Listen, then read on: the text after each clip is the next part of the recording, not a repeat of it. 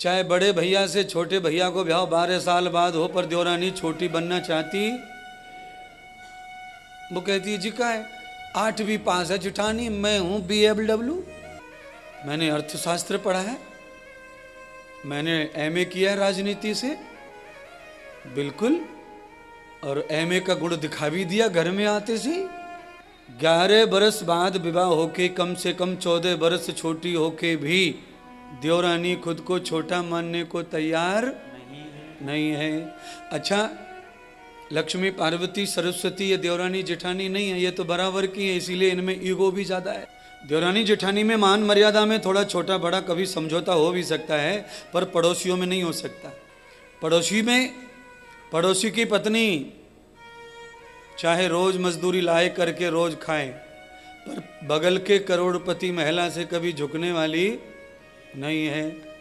कभी अवसर भी आएगा साथ में आने जाने का, और कोई कहेगा भी कि तुम छोटी हो, वो बड़े घर की है, तुम बैठ जान दो कुर्सी पे, तुम यूं बैठ लो, तो उसके मुंह से एक ही बात निकलेगी, बड़ी होगी तो अपने घर की होगी, हमारे कौन से अंगूठा पे कर रही है कछू। ये हाल है हमारा। ठेंगड़ा लेके बैठी है, चाहे भूखी मर रही है, पर मानने को तैयार नहीं है। और महात्मा इंद्रदेव की सोच कैसी है? सोच ऐसी है कि पड़ोस में अगर कोई पेड़ बड़ा हो तो उसे काटने से बेटर यह है कि उसके नीचे खटिया डालने की आदत डालो। पर हमारी बड़ी किस्मत फूटी है। कितना भी खुशबूदार पौधा हो पड़ोसी के घर में, बस वो हमारे घर में 2 फुट आ जाए, फिर देखो। हमने कितनी बार कही तुमसे, कूड़ो ही कूड़ो है रो हमारे घर में, जल्दी काट लो, और हमारी बाउंड्री तरक जाएगी, दरक जाएगी, फट जाएगी, फलाना हो जाएगा ढिका। अच्छा, खुशबू फिरी की सूंघ रही है, जिसमें से खुशबू आ रही है उसकी पत्ती आंगन में पड़ोसी को नहीं चाहिए। और बुखार आ जावे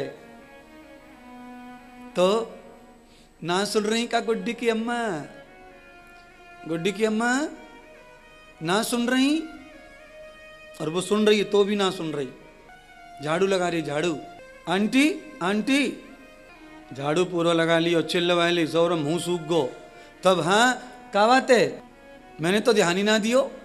नेक्स्ट बड़े छोरा बुखार आ गए, 5 तुलसी के पत्ता दिए अपने घर में थे।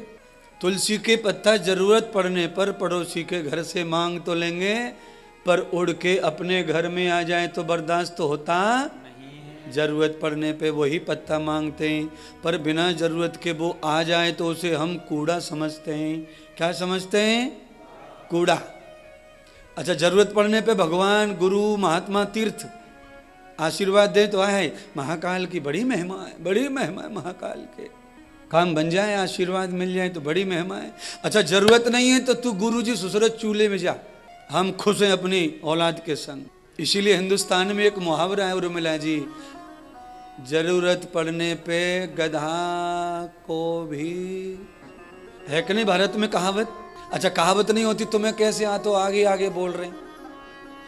इसका मतलब कुछ बातें तुमको पहले से ही पता है। पता है मतलब इसलिए पता है क्योंकि भारत में वो लागू है। बोलिए, आज से 9 साल पहले किसी को पता था गैस सिलेंडर फ्री योजना क्या है? नहीं। जब योजना आई, लाभ मिला तो सबको पता चल गया फ्री योजना क्या है। इसलिए मतलब को गधे को भी बाप बना लेते हैं। ये मुहावरा गधे के साथ में क्यों जुड़ा होगा, कुछ पता है कि नहीं पता? नहीं, जीव मोइये बताना पड़ेगा।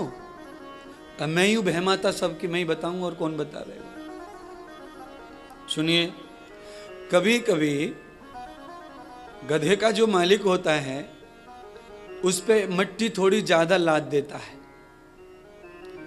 तो गधा चलता नहीं, फिर जगह पे जम जाता है, मारता कूटता भी है तो भी नहीं हिलता। तो बाद में मालिक जो है वो थक जाता है, मानसिक रूप से परेशान हो जाता है, फिर वो हाथ जोड़ के कहता है चल मेरे बाप, तब गधा चलता है। तब से मुहावरा बना कि मतलब में गधे को भी, सुनिए इतना ही नहीं है, इससे भी ज्यादा गुरु जी के पास। और सुनो, कभी कभी बाप अपने बेटे को बाप कहता है, जब गधे की तरह वो भी परेशान नाक तक भर देता है तब, अरे मान ले मेरे बाप। ये हाल है हमारा। हैं? अच्छा, पत्नी को तो मैया 50% लोग बोल देते हैं, कोई बात भी नहीं है, बोलना चाहिए। कपड़े धोवे, सेवा करे, बाम लगावे, काम लगावे, सब काम करे, तो मैया कहने में कोई बुराई नहीं है। पर आदमी वास्तव में मैया नहीं कहता उसको, ऐसे जब माइंड से थक जाए तब बोलता है। अब चुप है जा मेरी मैया, अब चुप भी हो जा मेरी माँ।